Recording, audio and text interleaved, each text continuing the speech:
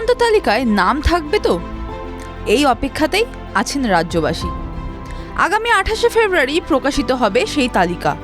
খসড়া তালিকায় যে 58 লক্ষের নাম বাদ পড়েছে তাদের চিন্তাই সব থেকে বেশি। এদের মধ্যে অনেকেই শুনানিতে অংশ নিয়েছিলেন, জমা করেছেন গুচ্ছ গুচ্ছ নথি, কিন্তু দায়িত্বরত আধিকারিকদের ভুলে বাদ যেতে পারে একাধিক বৈধ ভোটারের নাম। এমনই চাঞ্চল্যকর তথ্য সামনে এসেছে।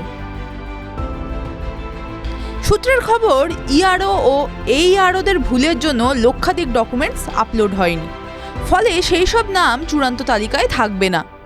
এরকম অন্তত 1,14,000 ভোটারের ডকুমেন্টস জমা হয়নি বলেই অভিযোগ।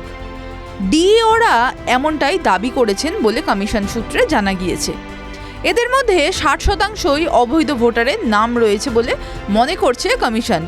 কিন্তু প্রশ্ন হলো, বাকিদের কি হবে? তাদের নাম চূড়ান্ত ভোটার তালিকায় থাকবে না বলেই জানা যাচ্ছে। ইআরও ও এইআরওদের গাফিলতির জন্য এবার শোকজ করতে চলেছেন সিইও। যে বৈধ ভোটারদের নাম আপলোড করা হয়নি, তালিকা প্রকাশের আগেই তাদের জানিয়ে দেওয়া হবে বলে জানা গিয়েছে। এছাড়া তাদের বাড়িতে বিএলও পাঠিয়ে ফর্ম 6 পূরণ করাবে কমিশন। অর্থাৎ 28 তারিখের চূড়ান্ত ভোটার তালিকায় তাদের নাম না থাকলেও তাদের যাতে কোনো অসুবিধা না হয় তা নিশ্চিত করতে তৎপর কমিশন।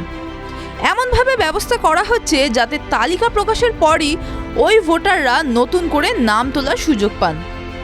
আরও জানা গিয়েছে যে 27 লক্ষ এমন ভোটার আছে যাদের নথি পুনরায় যাচাই করতে বলেছেন পর্যবেক্ষকরা।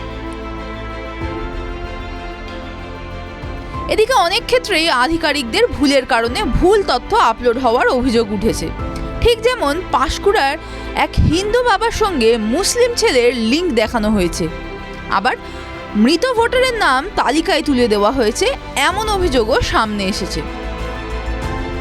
টিভি9 বাংলা ডিজিটাল।